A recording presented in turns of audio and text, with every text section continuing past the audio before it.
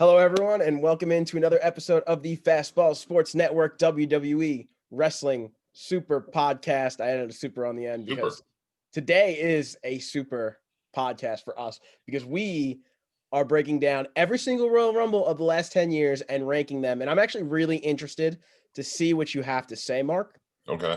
But before we do that, anything going on? What's going on? How we feeling? I'm feeling good. This is the most homework I've done since like elementary school to do something, It's like, I don't know, like 10 hours or so of homework, but I'm ready. I'm feeling It's good. true. We decided on Wednesday that we were going to do this, right? And so that gave us about 9 days. So we're filming on Friday to watch 10 Royal Rumbles. That included one 40-man Royal Rumble. So those are at least an hour and a half a pop, and they're all longer. So we watched about probably a little bit under 20 hours of Royal Rumbles this week, which, listen, we did a part-time job. I loved it. I actually enjoyed the whole thing. I didn't necessarily enjoy each Rumble, but I enjoyed the year-to-year comparisons of them Yeah. a lot. But we can get into that a little bit more. Before we jump into our fun segment of the day, let's go into Mark's least favorite segment of the day, where we talk about Monday Night Raw. And Mark, Monday Night Raw this week was bizarre on so many levels. Do you agree with my sentiment? I mean, like, it's always bad. Care to share what you referring Yeah. to? So, okay. So we started off with masked Randy Orton. Oh, yeah. Yeah. Bizarre, right? Like, that was bizarre. I mean, like, I don't want to light it into it. Like, I don't think it was necessarily bad, but it was bizarre. I think it could work, actually. Like, it's definitely weird, but like, he's he's got the crazy sadistic, like, storyline attitude. And he said, like, the voices in his head are like louder than they've ever been. Like, that's like consistent with like his career arc, his story. So like I think it could work. It's definitely silly, like a little bit. He's wearing like the mask. He's like going full arsonist now, but I'm not gonna write it off yet. I saw people comparing him to the kid from Us Yeah.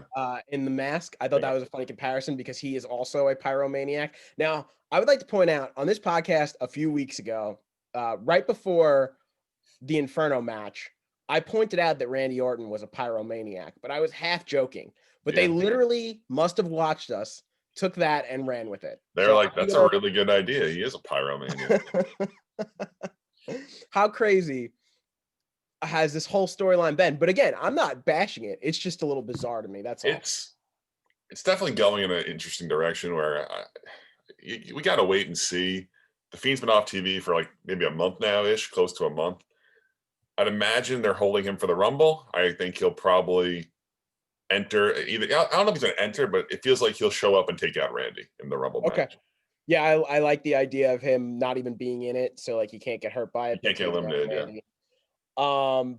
But let's move on, and I want to move on to something that I think was very telling on Raw on Monday, and that was the Alexa Bliss Asuka match. Yeah. So is Alexa Bliss now the favorite to win the Women's Royal Rumble? I mean, she beat Asuka clean in the middle of the ring, 1, 2, 3, right? I think that'd be an excellent decision. I don't see it still. I think that'd be really, really cool.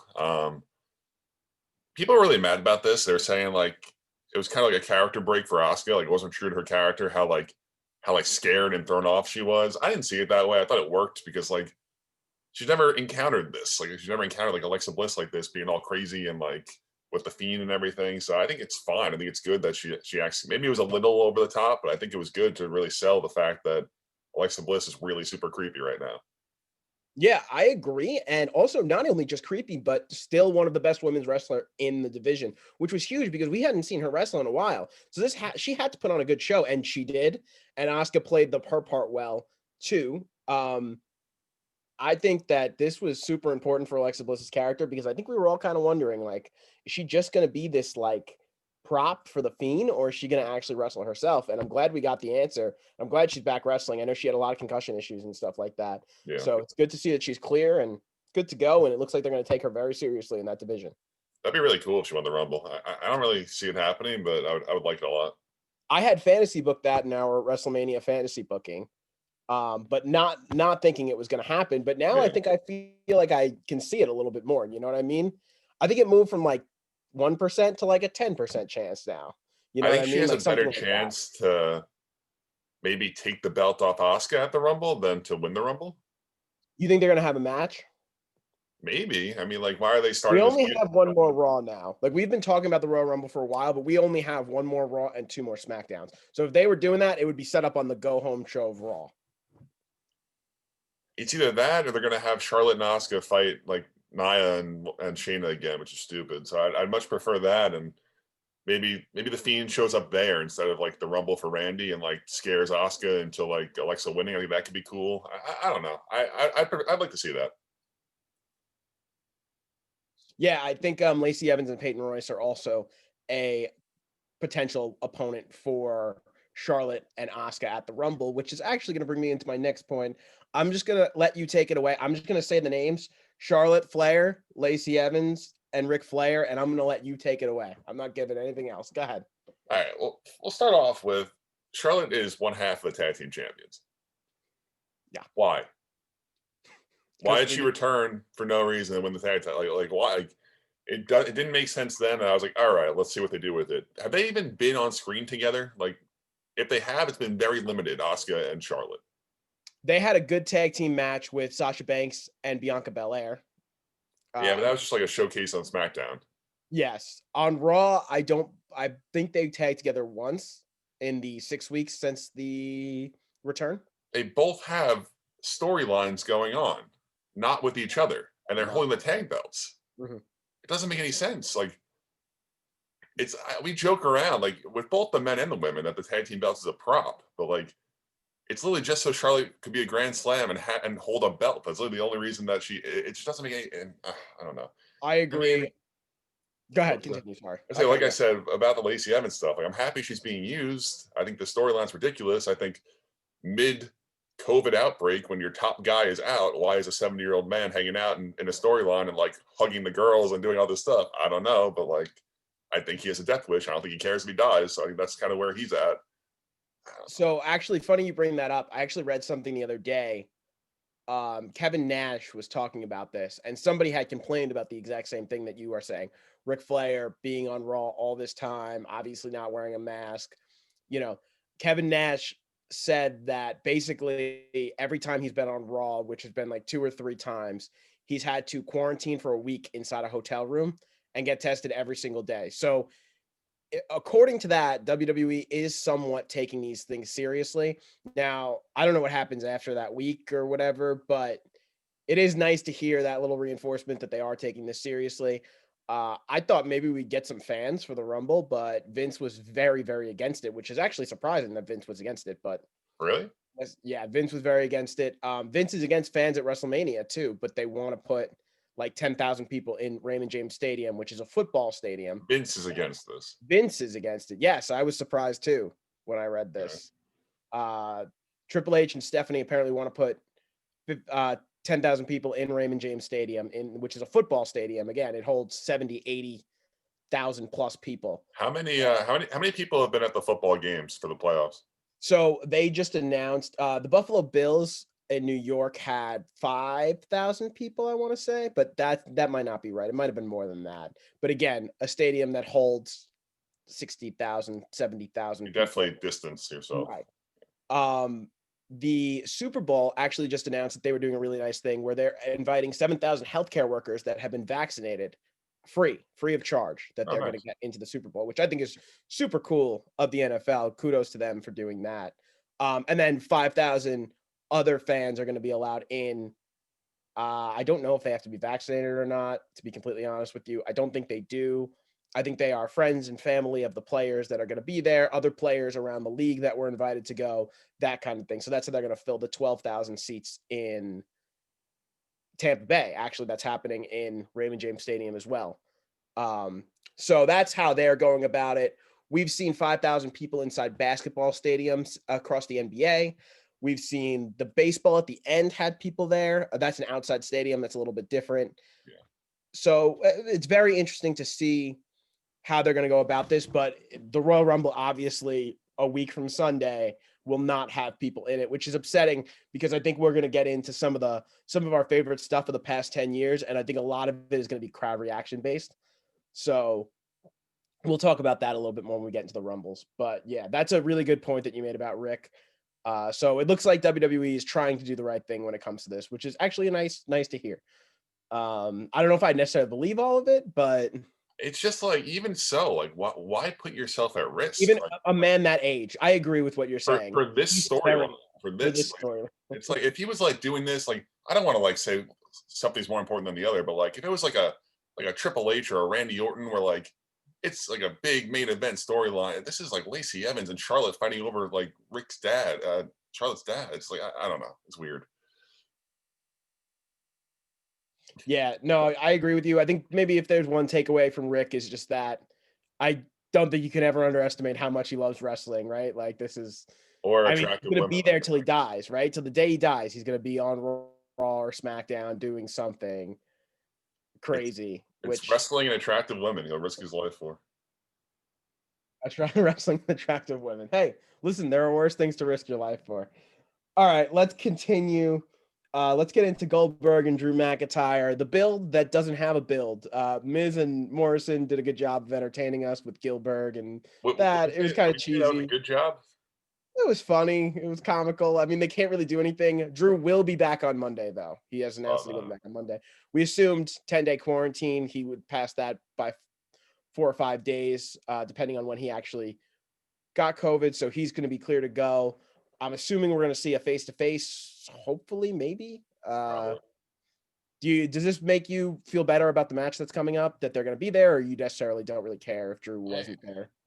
I don't think it really matters ultimately, but I guess it's nice that they'll have that like last little stare down where Drew will probably eat a spear if we had to guess.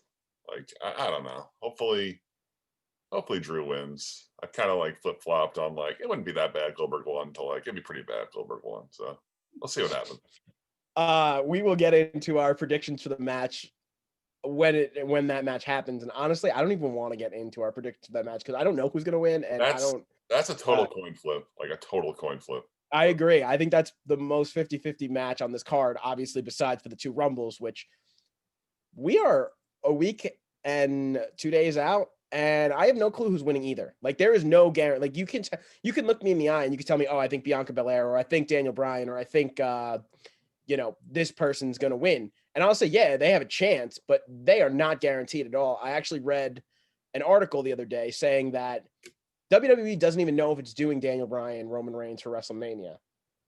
So if they don't even know they're doing that, maybe he's not the plan to win the Rumble all along, which, I mean, I don't know. To me, that's a guy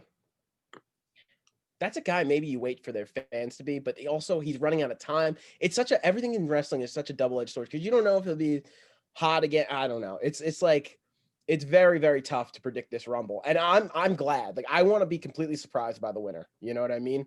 Yeah. Do you think they're still holding out hope for The Rock, or do you think that ship has sailed?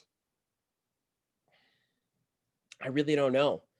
But we've been talking about how they can easily keep things under wrap this year because of the way COVID is and how there's nothing there. Who knows? Brock Lesnar, The Rock. Pick your poison, you know? I feel like John's going to be there. I would love to see John there. They got him to do like the little like commercial for them like recently. And like, yes, obviously like he's loyal to them. Like if they say, "Hey John, can you do a 3-minute commercial spot?" He's going to do it. But like, I feel like he'll be there. I mean, listen, he ripped off the suit and had his wrestling gear on. I fully expect to see him at one of the next 3 WrestleManias now. I want to see John. I fully expect to see John Cena. I think we get him. I don't think that's unfair, right? I think we get him this year at Mania, maybe in the Rumble to like set up his Mania match. That would be cool. I would love to see a Mania match between him and a lot of different people. So as the roster keeps getting changes and keeps getting younger and younger, there are more people that John hasn't feuded with.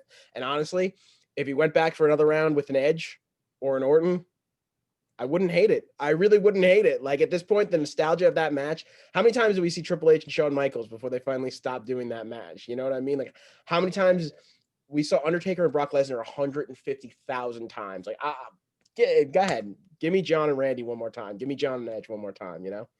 Yeah. Sticking with Raw, Ricochet. I want to talk about Ricochet's performance. Did you happen to see this match with AJ Styles? It was a really good match. It was phenomenal. Okay, not to steal AJ Styles. And AJ, obviously, the greatest styles clash I think I've ever seen. That was so cool. We got to use Ricochet better, right? Like he has to be used better.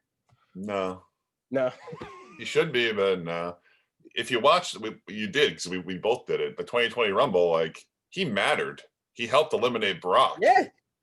He fought Brock in Saudi Arabia and he lost in like 25 seconds. Like that's when he hasn't done anything since. Yeah. Yep. It's very sad. I think that he is such a talent. Even if he's not a WWE champion, like he could be holding, United States championships, and I don't know. You throw random people in tag teams. You can't throw one of the coolest wrestlers you have in a tag team. I don't know. I guess he's finally done with Retribution. It seems like they just kind of beat up Xavier Woods every week now, so they moved on to that. Maybe. Yeah, that actually brings me to our last segment on Raw here. How do you feel about Woods and Kofi eventually versus Retribution? It's fine. I mean, Do you think it's going to be a good rub for Retribution? Do you think they even go over? he's starting to like call out Kofi now. Kofi's hurt. He's saying like Yeah. Kofi took my spot 2 years ago, which is true. That's like a good motivation for a storyline for a feud. But like, if it was Ali versus Kofi, I'd be in. I just don't care at all about like the 5 of them versus the 2. It's gonna be stupid. Okay. That's fair. I think I tend to agree with what you're saying, although maybe Retribution is finally starting to gain some actual ground. They came on hot and then cooled off very, very quickly. Yeah. And I don't know. I don't know with them. All right, let's move on to SmackDown. And SmackDown was pretty cool this week, I thought, last week. I thought it was a pretty good episode. The ending was, again, very weird. So I guess we could start there. Owens versus Reign, confirmed. Last man standing match. You excited to see the third one? You don't really care? It's just like I feel like we can tell you what's going to happen, and it's going to happen like move for move. That's kind of like the only problem here. Where I don't know. I would have preferred to see Shinsuke. Like Shinsuke would have lost too, but like at least it would have been different. Like I love Kevin Owens. I don't see the point of making him lose a third straight time. Yeah, I agree with you. I think Shinsuke had a really, really cool showing in that Battle Royal, and it would have been really, really entertaining to see him. Making him matter again, which is really cool. Yeah. But listen, Kevin Owens is great. Roman Reigns is great. I'm sure the match is going to be excellent. That'd be great. Just, you're right. We kind of know what's going to happen. Jimmy will get involved. Jay will get involved. One of them, probably both of them. Who knows? Both of them, right? We got to be closer, and every week we're a little bit closer to Jimmy and getting back. So, I don't know. Roman will be down to 9 and like get up at the buzzer and like I don't know. Apollo Crews under Roman Reigns' tutelage. I'm over it. I'm over Apollo. You're like over Apollo as in you don't want him in this role, or I don't see like him being saved at this point. Hey, they're trying. You put him with Roman Reigns, they're definitely trying, but it's. I mean, he had a pretty decent summer run, and now they're going to try and put him with Roman Reigns. It's possible he could edge out himself as again just a mid-carder. He doesn't have to be a world champion. He looks too like happy and like goofy to be a heel. He's always smiling and like I mean I guess he could stop smiling, but like, I just don't see like a malicious like even like his feud with Big E right now where he's the bad guy, like it's like silly bad guy. It's like I almost had you, like it's like stuff. It's like not like it could change. They could change his character, but it's just I don't see it. I'm not. Excited. I agree with what you're saying. I think he does look a lot like a baby face, but who knows? Maybe he could get in on Roman Reigns' vicious attack on Kevin Owens. On Sunday, and he could change our whole opinion. I'll keep an open mind to it. I kind of like what they're doing with this. It's definitely, giving a young star a push, which is something we don't often see them do. They're going to put him with the top heel in the company right now. Hopefully they keep him there, and it wasn't just like a one-off thing where he's like mentoring him for a minute. Like, oh, stay here, Apollo. Listen to my contract negotiation, and then like we don't see it ever again. Like I hope that doesn't happen. I prefer that. That'd be fun. That would be the worst thing. All right. Daniel Bryan loses a head scratcher to Cesaro here. Again, if we're going to have him win the Rumble, shouldn't he be beating some Cesaro on random Friday Night SmackDowns? Yeah, I'd say it definitely hurt his chances that he lost these back-to-back weeks with Shinsuke and Cesaro. It wouldn't make a ton of sense if he keeps losing these matches and won the Rumble. So, I'd say his chances have definitely diminished since, I don't know, 2 weeks ago. But they're both really great matches. He puts on like great showing every time. So I think that's like the storyline there. Like, yeah, like I think it's more elevating Cesaro and Shinsuke than it is like diminishing Daniel Bryan. But I don't know. It's whatever. And Shinsuke and Cesaro look like they're about done as a tag team. It looks like that is about to have their blow off. Maybe in the Royal Rumble, they'll both be in. One of them will throw each other out, and that'll be how that starts. Yeah, it's for the best. It definitely ran its course with those two. And they're both. I mean, Cesaro's been great in tag teams before with a bunch of different people, but it's good to give him a solo run for sure. And the same thing with Nakamura, obviously coming on strong, changing his music, which I didn't notice at the time, but he went back to just the violin instead of the electric guitar for his song. And there's no one singing in the background. I know his heel version is someone singing in the background. So cool little switch there that you clearly could tell that they're kind of planting the seeds for him to become a face if he's not already. Yeah. So that'll be cool to see what lies in store for them. Ding Dong Hello, the new show from Bailey, super entertaining. I like Bailey. I like what she does. I enjoyed it a lot. I can't tell you what's going on between her and Bianca Belair, but we're gonna see a relay race tonight. They're like kind of like frenemies. Like it's like strange. Like they're in a feud, but it's not like serious. It's like silly. So I don't know. I think they're just trying to.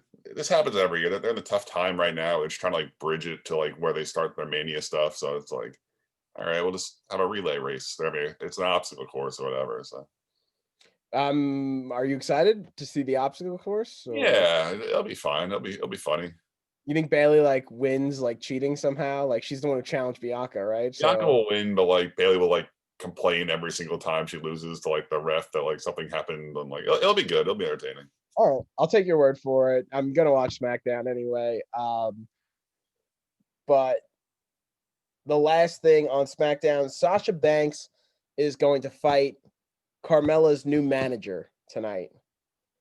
This is odd. This whole thing is odd. Why does Carmella have a manager? Why does she need a manager? It's part of her new shtick. Do you buy it? Do you? What do you mean? Do I buy it? I don't know. I really actually don't know what I meant by that question. Do I like it? Yeah. You enjoying this or? I mean, like Carmella's a good wrestler. Carmella's like a really underrated wrestler. Like she was so good on that match against Sasha where she lost, and like she's cutting great promos. Like she's really, really good. she doesn't Like, need a random new manager for sure. She could definitely wrestle and talk by herself, but it's fine. It's whatever. all right, I'll take your That's word for it. And yeah, the one thing about this guy is he's not really doing a lot of the talking for her. She's still on the mic talking for herself, which is important because, like you said, she doesn't need anyone to do that for her. So, yeah, but that's pretty much it. I mean, anything else you want to add? Raw, SmackDown. no. Okay. I know those aren't. I know the Raw is a sore spot, and SmackDown's just kind of what it is right now. Well, we're leading up, but that'll bring us into our next segment. So again, we were talking about it on the top of the show, but just to explain to anybody who didn't understand, me and Mark took the time from Wednesday last week to Friday this week to watch every single Royal Rumble from 2011 to 2020. So that's a total of 10 Royal Rumbles. I actually can't do math. So I started at 2010 thinking, oh, we're going to watch every Rumble of the last decade. 2010 is not one of the last 10 Royal Rumbles. So, but I did get to watch it, and I do have a note.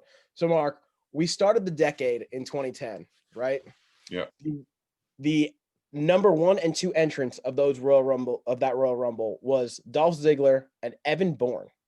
Huh? Okay. The final 5 of that Royal Rumble were Batista, Edge, John Cena, Shawn Michaels, and Chris Jericho. Wow. The notable current returns, just one, but a big one. It was Edge. And there were no legend returns.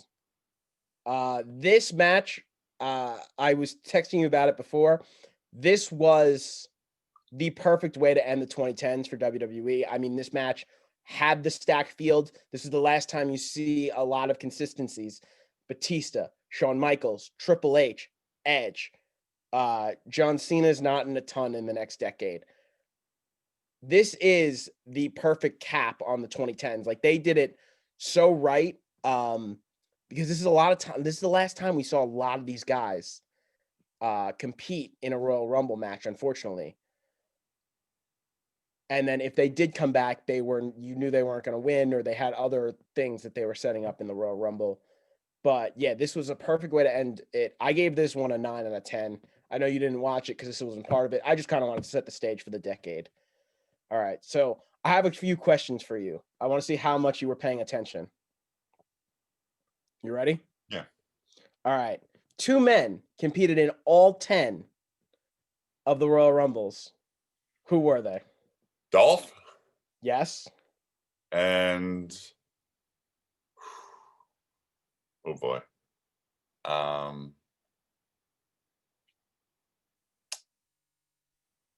it's not Miz. Is it Miz? No, it's not Miz. R-Truth? Do you have another guess? No, it's not R-Truth. When I say it, you're gonna be mad because it's like really obvious. I actually thought you were gonna get this one first. Trying to think of the big guys. It's not like any of the. Who is it? Former WWE champion. Just tell me who it is. Kofi Kingston. Okay. So Kofi and Dolph both competed in both Rumbles. Now, they didn't do a Royal Rumble by the numbers for the last two Royal Rumble matches. But going into the 20 that would leave us at 2019 and 2020. So going into 2018, Chris Jericho had the longest time in the Royal Rumble match at like 5 hours, and he entered, I think, one in that one and went a bunch of time. So Jericho is currently the Iron Man. It's going to be interesting to see if Ziggler or Ziggler or Kofi start eclipsing that time, because Kofi's literally been in like 13 straight Rumbles or something like that.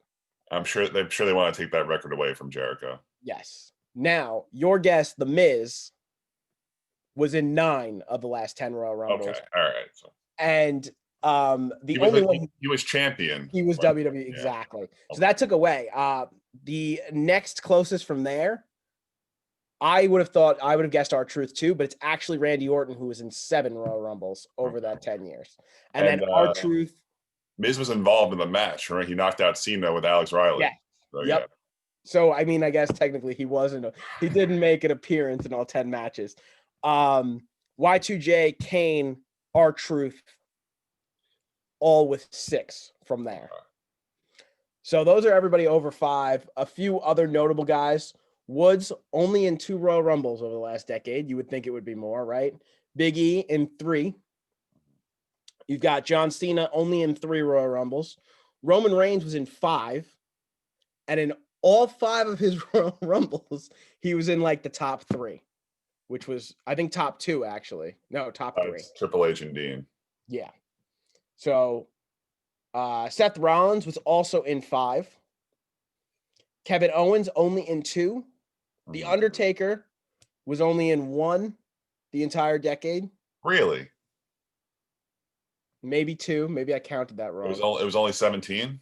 17. Was he in? He was in 10. I don't think he was in 11. I don't think he was in Alberto's, right? No. I don't think so. All right. And then we have Triple H, 2. The one that he won, and the first one. Shawn Michaels was only in 1. Bray Wyatt only took the field for 4. And AJ Styles was only in 2, even though he had one of the best returns or best debuts in Royal Rumble history. What about Sheamus? I feel like Sheamus is in a ton of them. Sheamus was in a bunch. I don't think I put him in here for some reason. Oh, no, I did. 5. He was in 5 Royal Rumbles. Okay. And that was pretty much the notables that have been staples or have been a huge, huge deal for a while. Obviously, there were other people, like Drew McIntyre was actually in a bunch. It was funny seeing him like three-man band. And then, Heath Slater was in a bunch. Other guys like that. Wade Barrett was in more than I would have thought. Big Show was in like 4 or 5. Big Show. I'm surprised I didn't put him in here. Yeah. So those guys were definitely in a bunch. But okay, we can kind of just get into our rankings. So I will let you go first. We're going to go 1 for 1. So you'll say 10 and I'll say 10. I'll give a breakdown of whichever Rumble you choose as 10 and whichever Rumble I choose as 10, just so people at home can kind of follow along. All right. So we're going to start with the worst one. The worst of the decade. All right. I'm going to start 2011. We'll start off with the first one I watched. It was the 40-man. It was the biggest ever. It was definitely an interesting idea. I don't think it worked. I think there was too much going on. Also, we talked about the commentary was just atrocious with Michael Cole and Matt Striker, and it was tough to get through. The Raw general manager makes it the appearance where Cole has to get up and like talk for it. That was always terrible. Matt Striker made, I told you, he made like a reference to like Gail Kim not being a woman. I was like, that's such a weird thing to say. It was just like really strange. Also, there was a line that I did take away. Striker said, Husky Harris looks like this at 23. Imagine him in 10 years. I was like, well, he turned into the Fiend. So that's fine. And my other takeaway was they really, really like put a rocket on Del Rio here. Like they really positioned him to be the next big star. It just didn't really pan out, but both by their booking and his decisions, they just didn't work out the way they wanted it to. But I didn't have much fun in this Rumble at all. I didn't have a great time. So would you believe it or not, at number 10, I also have the 2011 Rumble. And like you said, the winner was Alberto Del Rio. Now, the one good silver lining of this match was 1 and 2 were CM Punk and Daniel Bryan. Yeah. They entered 1 and 2. So that was really cool. The final 4 in this match were John Cena, Randy Orton, Wade Barrett, and Alberto Del Rio. Nobody returned from injury in this one. You forgot Santino Marella. Oh, that's right. I did. And that was stupid because Final 5. If Santino won that match, everyone would have gone nuts. Everyone was going nuts. They like wanted to see that. That's crazy, right? But they're trying to make Del Rio like a star and matter, but like they did this silly spot where he gets hit by the Cobra. It's like, well, I don't know. It totally diminished the moment of him winning. Yes, I agree. The notable Legends returns were Booker T and Diesel, Kevin Nash. I gave it a 2 out of 10. And I wrote, commentary is absolutely brutal and might have ruined the entire match. Final entrant was Kane, which was boring. They did mention in this match how good of friends Sheamus and Drew McIntyre were. I know you love continuity, so take that for your continuity. That's Sheamus and Drew McIntyre, good friends. How's that for long game? WWE has always been great with their long-term booking, and this is just another example right here. So I thought actually that was really funny. Okay, so we both had the same number 10, and something gives me a feeling we're both gonna have the same number 9 too. What do you got? You want me to say it? Yeah, go ahead. All right, number 9, I have 2012. I as well have 2012, and just a little breakdown before you tell me what you didn't like about it. Okay. The winner of 2012 was Sheamus. The first and second entrances were The Miz and his ex-protege, Alex Riley. The final 4 in that match were Orton, The Big Show, Sheamus, and Chris Jericho. No notable current returns. Big Show at 30 was terrible. Yeah. The notable, no notable current returns, so nobody returned from injury in this one either. The legend returns were Mick Foley, Jerry the King, Booker T, Hacksaw Jim Duggan, and Road Dogg. So they had a bunch of legend returns. And the 3 Michael guys Cole also, yes, 3 on Michael commentary Cole all went in. So yeah, go ahead. Tell me what you liked or I guess didn't. I mean, you covered most of it. It was just kind of overall very boring. I actually did like the finish. I thought Sheamus and Jericho went pretty well the last, like, I don't know, 3-4 minutes. And then Sheamus bro kicked him off of the apron. I texted you and I was like, is this when he goes on to beat Daniel Bryan in like 6 seconds? And you're like, yes. I was like, all right, that was a waste then. Like, what was the point of doing that? Yep. So that's another thing where like, I kind of like, I don't love Sheamus. Like, I think you know that. Like, I don't really, he's not my favorite by any means. I think all the stuff with when he was with like the League of Nations with Roman was brutal. Like, I just never really had any love for him. He was pretty cool, like watching these matches back. Like he definitely mattered more like previously than he does now. Like he was just, I think they definitely wanted him to become like a big deal, but I don't know. I think the Big Show at 30 was really bad. It was really tough to watch, and that's pretty much it. It was just overall pretty bad. Yeah, I tend to agree with you. I wrote again, commentary was once again brutal. Not as bad because Matt Striker is got to go down in history as the worst WWE commentator of all time. Like when Diesel came back in 11, he was like, "I'm wigging out, bro." I'm like, "All right, like come on now." Like, and heel Michael Cole was not great. I like Michael Cole was unbearable. Like I don't think Michael Cole was bad at his job at all. I think he's done actually a really good job. Like the moment with Edge, Michael Cole was so solid. Oh man, I mean, like helped make it that was the moment. story. It was a story for him to be a bad guy. Like I think we always talk about commentary, me and you, whether it's in wrestling or sports. Like, Joe Buck had a great call, and now I'm forgetting what it was for, but I just remember Joe Buck just letting the moment just marinate. It was the World Series, I think. It was a World Series walk off or something like that. He just let the moment marinate. Like, guys that know how to do it. We're big Knicks fans, or I'm a big Knicks fan, and Mark likes Mark likes the Knicks and won't admit it. We love listening to Mike Green call game. Like, Michael Cole is a good commentator. yeah, He's just not good at being a heel commentator. And he ruined these rumbles. No, it wasn't just his fault. There was a lot going on. he ruined these rumbles. Yeah, and I also wrote pretty boring field, nothing deserving of a big pop, which was one of my issues with it.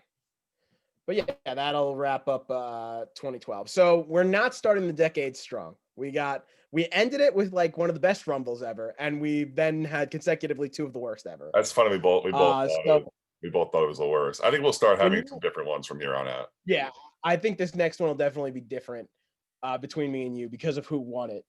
But you go ahead. Who is your eighth Royal Rumble? For me, it was 2015 Roman Reigns. Okay. All right. So this is where we differ. What? This is where we differ, but go ahead. Start off with a bright spot. The Curtis Axel thing was funny. Like, he never entered, so like he had that storyline for a while where he was never eliminated, and like that worked. I enjoyed that. And then we'll start off with the immediately down Daniel Bryan chants the entire time. Like, commentary was they were acknowledging it. They were like, these fans just cannot get over that their fan favorite Daniel Bryan did not win. Like, is not here. Like, he lost them because when he entered like 6, and I think Bray threw him over like 9 or something. It was like by like 18, DB was out of this Rumble.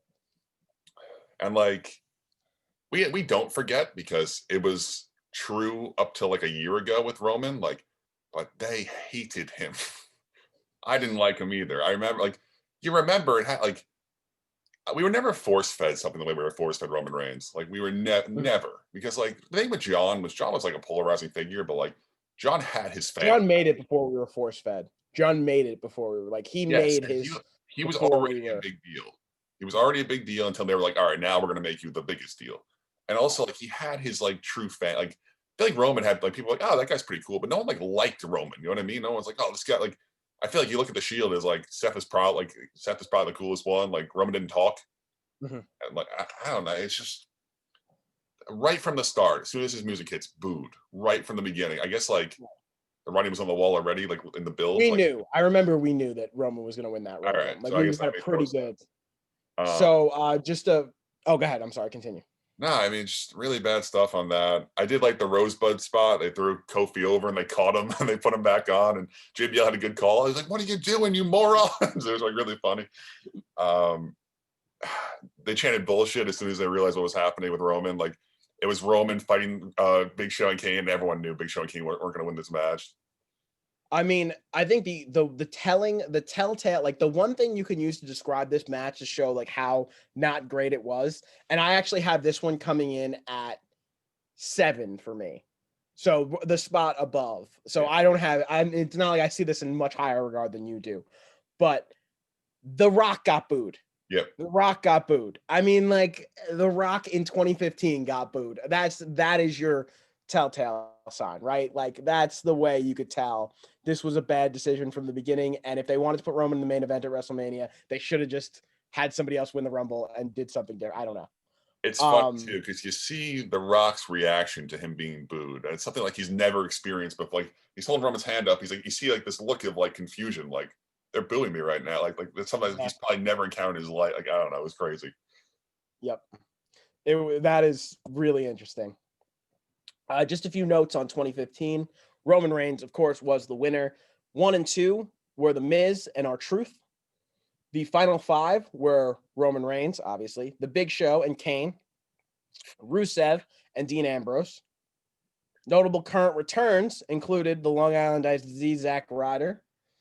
Legend returns were Bubba Ray in Philly. And I'll tell you one great thing about that return, Bubba Ray Dudley, in Philadelphia. That's all. That was awesome. That pop. They were chanting ECW. He told Truth to go and get the tape. I mean, just really that. I mean, that's the way you do a return, like a Legends return. Like that was probably one of the best ones that we'll talk about. So that I think that got it. Also, the Boogeyman went face to face with Bray Wyatt, which was like a cool little thing. And then Bray Wyatt threw him out, thank God, because let's be honest, like he's not a match, even though it was a cool thing to see.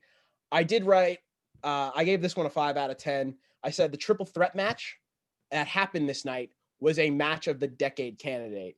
This was Brock Lesnar versus John Cena versus Seth Rollins in a triple threat match. Now, this has no bearing. We are only ranking strictly the Rumble, so I don't want people to think like I saw that match and like moved it higher. I just wanted to note that that match was impossible to follow up because that was so good that it actually was better than the Royal Rumble. That's like how many times that's one of my favorite matches of all time.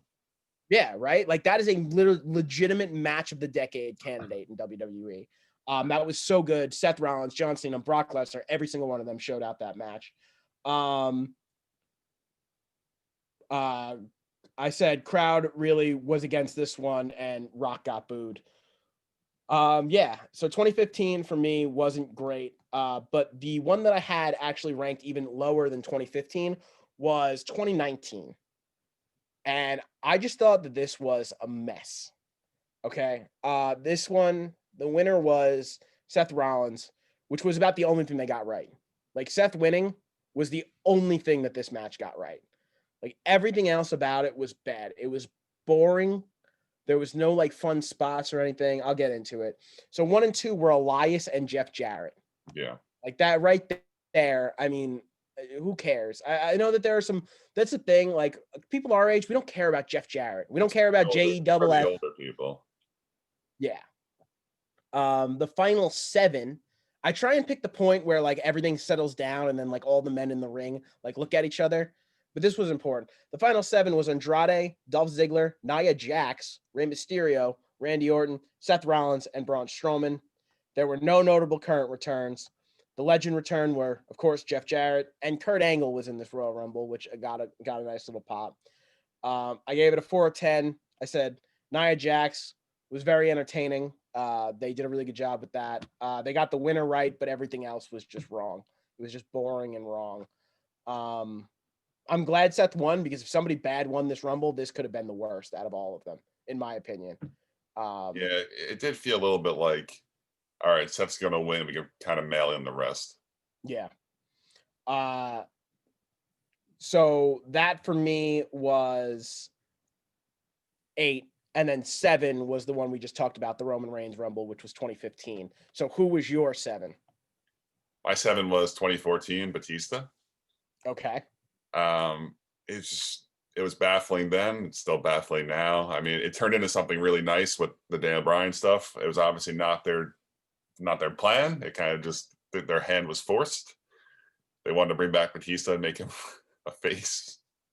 Just didn't make any sense. My takeaways: Shield Roman looked amazing in this match. He had like 15 eliminations, whatever it was, 12 eliminations. He was a savage. Sheamus like returned from injury here and like took out the whole Shield. It was pretty cool actually.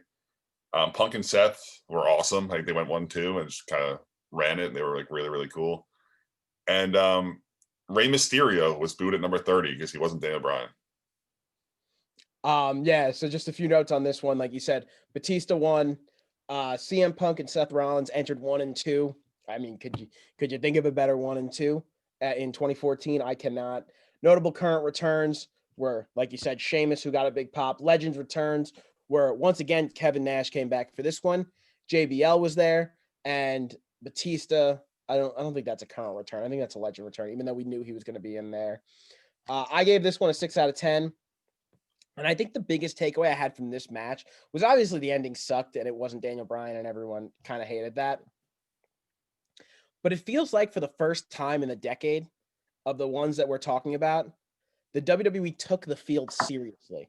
Like it felt like there were real people in this match, not like Heath Slater's. And like, I mean, maybe it was the 40-man one or the fact that a lot of the guys in the NXT, I'm sorry, a lot of guys in, the Nexus didn't work out, but it just felt like this field. I believe this is the first time we saw Rusev. Um, a He was lot of like the he was very like scary. He was very yeah. good. And this is the first time we saw the Shield. I think Cesaro got in this match for the first time. Like this is the first time like you can look back on it, and that field was actually pretty stacked for the first time. Like I said, in all of them. So I think that's what I enjoyed about it. I think that's why I put the favor a little bit higher.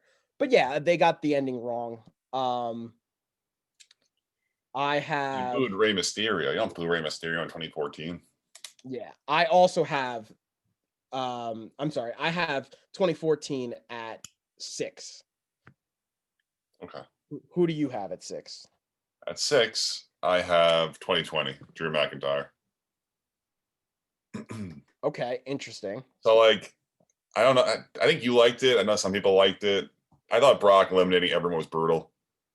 Like I know like the story, like what they were doing, they were building him up to be taken down by Drew. Like I get it. Like I understand it. It's just I hate that we use the Royal Rumble match, the once a year match, as like a gimmicky thing to like for Drew to eliminate Brock. Like, what do you take out 16 guys in here or something? Like something crazy like that. Like, and there were some entertaining spots. I'm not going to take that away. When Brock is motivated, he's amazing. Like when Brock cares, he's great. Like hit the thing with Keith Lee was really good. It was like, oh, big boy when he came in. Like that was really funny. That That was was cool. great. That was excellent. He gave him a really good rub. Um, we kind of got like Kofi's little like spot in, but then he threw Kofi over, so it didn't really matter. And like the Shelton Benjamin thing was kind of interesting. It's just the whole thing was fine, but like I don't know. The winner was right. They got Drew, but I didn't like what Brock did to lead up to it. So 2020, the one you're talking about right now, McIntyre wins the Rumble. 1 and 2 were Brock Lesnar and Elias. The final 4 were Randy Orton, Edge, Drew McIntyre, and Roman Reigns, which I thought was phenomenal final 4. Like this was one of the best endings to the match. Like once we know who everyone's in there, I thought of the entire decade. Notable current returns were MVP, and notable legend return was obviously Edge, which added to them this match. So I actually have this one ranked at 4, which I'll say my list again because mine's kind of like off because we're going by yours right now. But I had this one at 4, and I just thought this was so much fun. Like I know you didn't love the Brock stuff, but I remember watching and just thinking to myself, like, is Brock going to do this whole thing? I was like, this is like not going to be good if Brock does the whole thing. And then like he gets eliminated, and I'm like, oh my god, that's so cool. Like I just remember, and then the Edge return was so cool. Like they did a great job of setting that stage to get you like scared, like is Brock Lesnar going to do this whole thing? And then like everything that happened after was awesome. Like there were some really great people in the match. The Edge and Orton stuff was so much fun. Obviously, set up their WrestleMania match. Roman was in it again. He knocked out Edge, which was great. Well done by the WWE, having Roman be the one to eliminate Edge, so that way he'd get extra booed when Drew McIntyre booted him off of the rope. I thought there was a lot of cool stuff that happened in this one. I just thought it was super entertaining more than anything significant happening. That's why I put it at 4. So at 5, I have 2017. Okay. What do you have at 5? At 5, I have 2013 Cena. Okay. So 2013, the winner was John Cena. Dolph Ziggler and Y2J entered 1 and 2. That was a cool little spot. Big pop for Chris Jericho. Final 6 were Y2J, Ziggler. So they both lasted until the final 6. Sheamus, Orton, Ryback, and Cena. Notable current returns, again, Y2J, and also Goldust. Legend return was The Godfather. He wasn't in it for very long at all, but it was a fun little cameo down the ramp. He does his Godfather thing. I gave this one a 7 out of 10. I wrote great ending. The franchise gets number 2, and it was a really nice field of people in 13. Yeah, the ending was really interesting too because like Ryback did his "Feed Me More" thing, and the fans were behind it. Like the fans were like doing it with him, like they really wanted him to win this match. Yeah, John won. I thought it was cool, and yeah, it was pretty simple. I don't think it was like too extravagant, but like it was a solid Rumble, and John won. Yeah, I thought it was really simple too. I had this one ranked at what number are we talking about right now? 2013. I had 5, this one ranked at 3. 3. Yes. So Okay. I had this one actually at 3. You had 17 Uh, at 5. right now, the ones that we have. So I have 10 was 2011 and 9 was 2012. I have 8 2019, 7 2015, 6 2014, and 5 2017, which we'll go into right now. So in 2017, the winner was Randy Orton. 1 and 2 were Big Cass and Y2J. Cass, obviously, Enzo cut that promo. The whole crowd was hyped. They loved that whole shtick gimmick. The final 3 in this match were Roman, Randy, and Bray. The notable current returns were none. The notable legends returns were none. And I gave it a 6 out of 10. And I wrote, it was about as surprising as you can get with Randy Orton being the winner For 2017, for we had 2017. we had Goldberg, Undertaker, and Brock in that match. So the reason why I didn't put them in is we knew all of them were going to be in the Rumble. Like everyone was going. Everyone Yeah. knew that they were Okay. going to be All in. right. Like they were announced like very far in advance. So that's why I didn't put them in as like returns because like Goldberg and Brock were going back and forth, and Undertaker, this was during his like last like shtick where he wasn't just wrestling WrestleMania. So Yeah. like they were like kind of in. I mean, like I guess you could put the Undertaker in like notable legend returns or notable current returns if you want, but the other two were like wrestling pretty consistently or ish. I'm very different from you on this. I don't know if I should jump the gun and tell you, but I have 17 at 1. You have it at 1. I Really? thought 17 was I usually don't like the Goldberg stuff, but it was like really, really cool how they did it. Like his music hit, and then Brock was like sizing him up and getting all ready, just eliminated Brock to set up their next match. He killed him twice at Survivor Series and at the Rumble. That was really cool. Undertaker, like he came in, it's always still cool. He definitely, I think this is when you first really see like, damn, he can't really move at all. Yeah, he was like doing like some spots. It didn't look good, but then eventually Roman threw him over. This is my yard now. It's set up WrestleMania. That was really good. I was trying to think. It was weird that Randy won, but the ending was still really good where he gets the RKO he spears him into the RKO. It actually looked really good. He threw him over.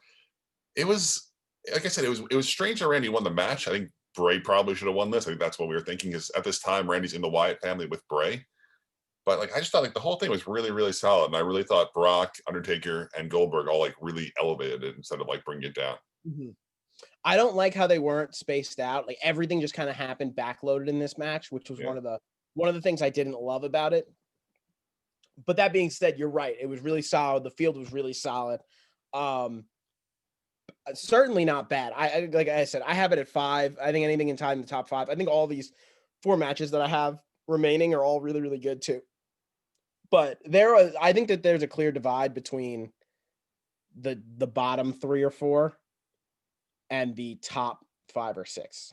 So yeah. But I had that at we were at 5, right? Yeah. Yeah. So then who did you have at 5? Did we say that already? I had Cena at 5. Okay. So then At 4, I had Seth. At 4 you had Seth. Okay. At 4 I had 2020. So we talked about 4. Yeah, we covered that. I get what you're saying with the Seth one. It was just I was really, really into Seth at this time. I thought it was like really, really cool everything he was doing on like Raw, and like he had to win the match. Like going into this night, we're like, all right, Becky and Seth have to win, and they won. So I think just for that, because there's so many times I go home like or I turn it off, and I'm like, that sucked at the end of a pay-per-view. Like I think just like the fan service there of having the 2 people who were supposed to win went a long way for me. Mm-hmm. Yeah, no, I mean it wasn't bad to me. Like I didn't think it was. I'm sorry. The endings weren't bad. They did what they had to do, but I just thought the field was just so boring in it. You know, I don't know. Maybe that's me. I just like there was nothing spectacular, like nothing to really pop about. Like I said, the Nia Jax spot was kind of fun, but I don't know. For me, I have 2020 at 4, just because, like I said, I just thought it was a ton of fun. I know you didn't like the Brock thing. I think that's probably what people are.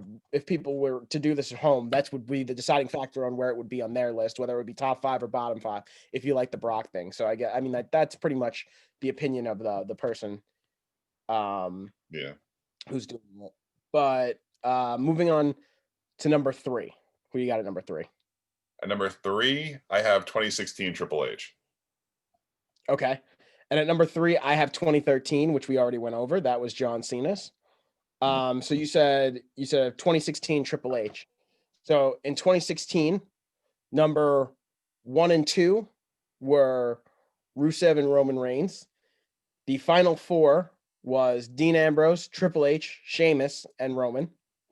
The notable current returns were, of course, Triple H, Brock Lesnar, and AJ Styles. Legend returns, none. And I gave this one a 7 out of 10. And I said that Ambrose should have won. This could have launched his career. That was the only problem I really had with it.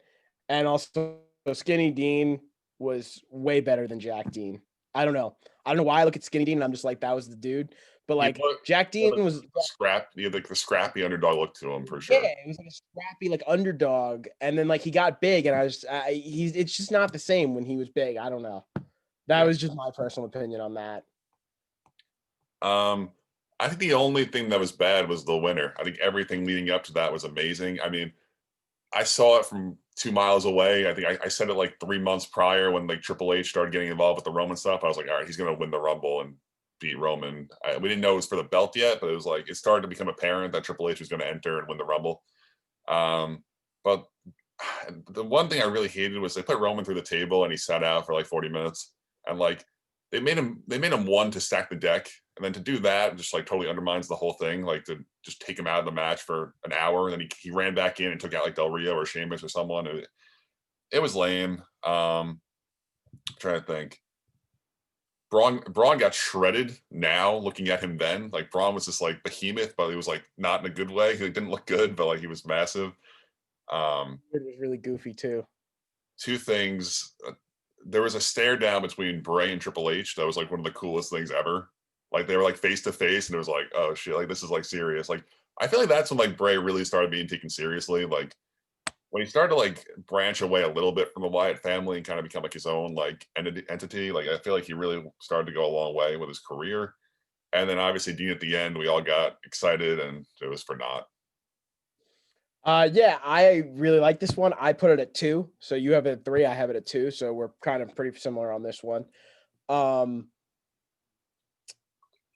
I just thought that this match, again, it was just a ton of fun. And it was for the WWE Championship. It was different, but it wasn't the 40-man bad different. It was a good different. Yeah. Triple H came back, obviously. I didn't even love the winner that much, but I just loved the match. Like I said, I thought Dean Ambrose was super entertaining. He went through a hell match with Kevin Owens. I think it was a last man standing or a no DQ match of some type. So they were both beat up, wrapped up, and he was just there at the end. That could have been a moment of moments if they would have stuck with him there. But they didn't, and he got his run as WWE champion. He had a great Money in the Bank cash in. So they eventually winded up making it right. But boy, I mean, that place would have exploded if he won that match. And if he won that match, I have no doubt that would have been number 1 on both of our lists too. Probably. Yeah. Probably would have put it at 1 for both of us. Where do you have it? Where do you have 16? I have 16 at 2. So I have 13 at 3 and 16 at 2. Which means that the only one that we've yet to go over is 18, which you must have at 2, correct? I have it 2, you have it 1. All right. So just to kind of cap off my notes here, at 18, the winner was, of course, Shinsuke Nakamura. 1 and 2 were Rusev and Finn Balor. Great little fun, different 1 and 2 from what we had seen for most of the decade. The final 6, Orton, Cena, Mysterio, Reigns, Balor, Nakamura. That was so much fun. Yeah. The old guard versus the new guard. Finn obviously made it very, very far in that match.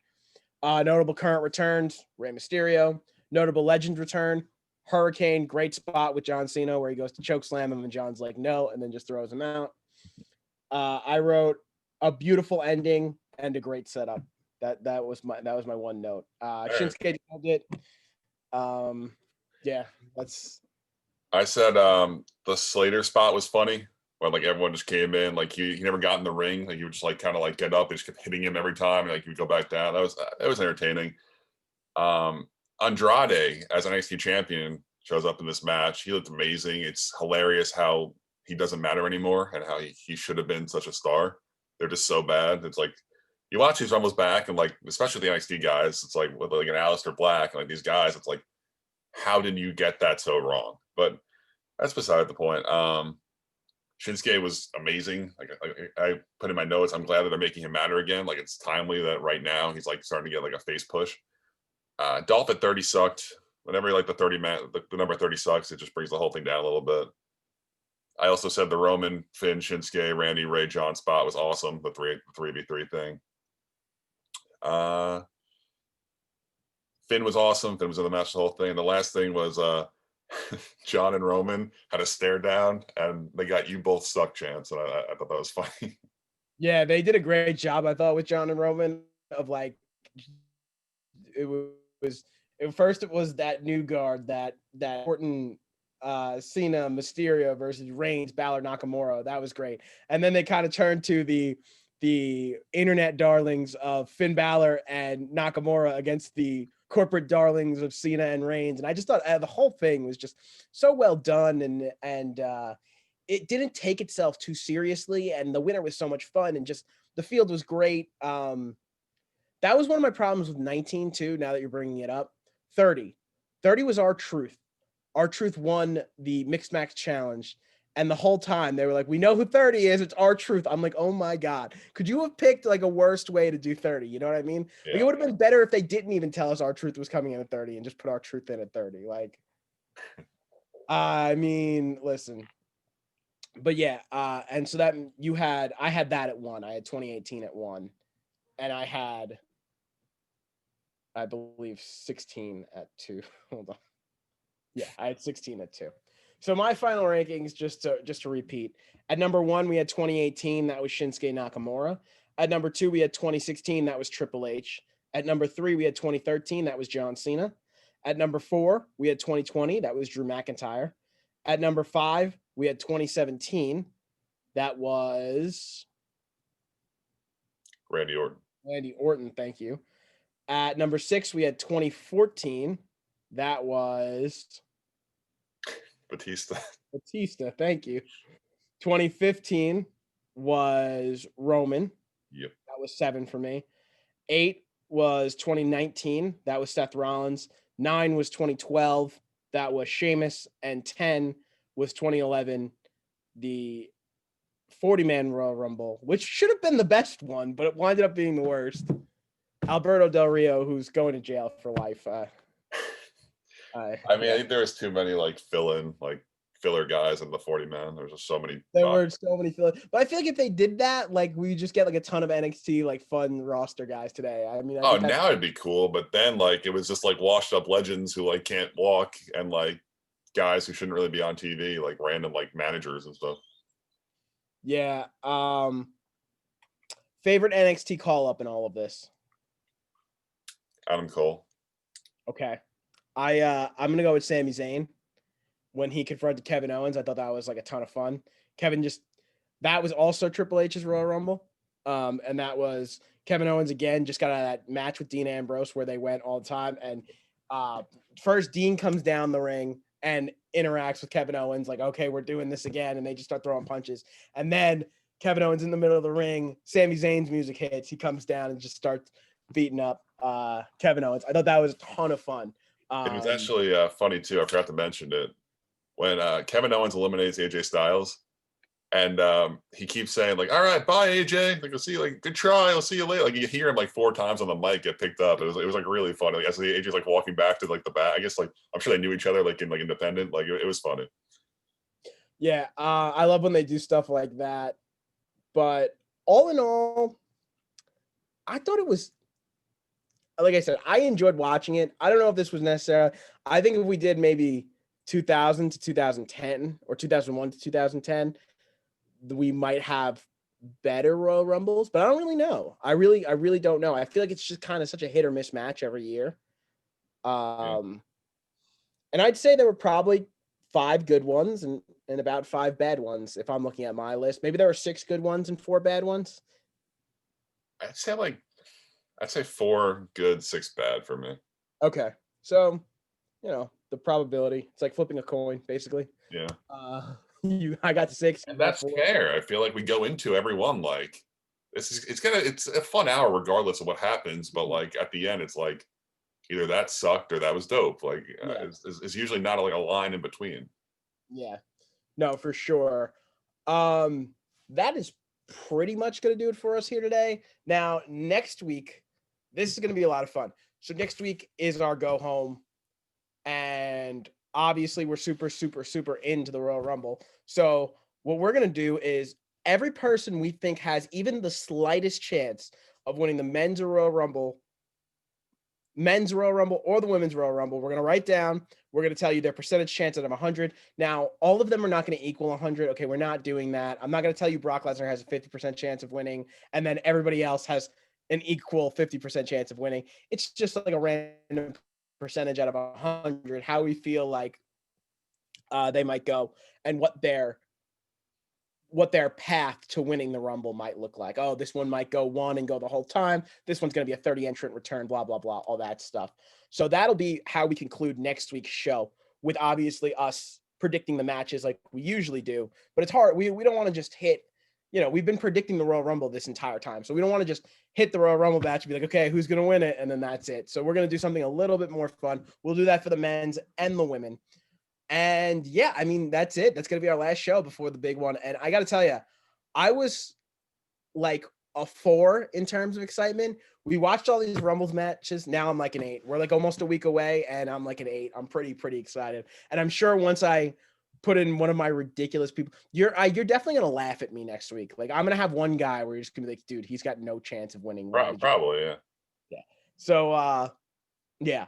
We're going to do that for you guys, and that'll pretty much do it. Maybe we'll also look at some prop bets next week, because I'm interested in what Vegas has. Those are always fun. The odds at too. So yeah, thank you guys for watching. Anything you want to say, Mark, before we? No, I'm good. We're excited. We do our best work during Royal Rumble season. We do our best work during the. Oh wait, we didn't do our segment. Who's gonna win the men's Royal Rumble? Who's gonna win the women's Royal Rumble? We got to do it. We got to keep the consistency alive. I'll stick with Daniel Bryan because I have no one else that I can think of winning. I think it'd be Keith Lee. Makes no sense, but it'll probably be Keith Lee. And let's go Alexa. You turned me. You gave me. You made me think Alexa. Sure. All right. Just to be different at this point, because like you said, we really don't know. We've been saying we really don't know the whole time. If we both pick the same people for both Rumbles, then that would just be ridiculous. That would be completely contradicting to what we're saying. So to be different, I will stick with Keith Lee. I'll go with Keith Lee. And I will stay with Bianca Belair too. Just to be different. Okay. So, but yeah.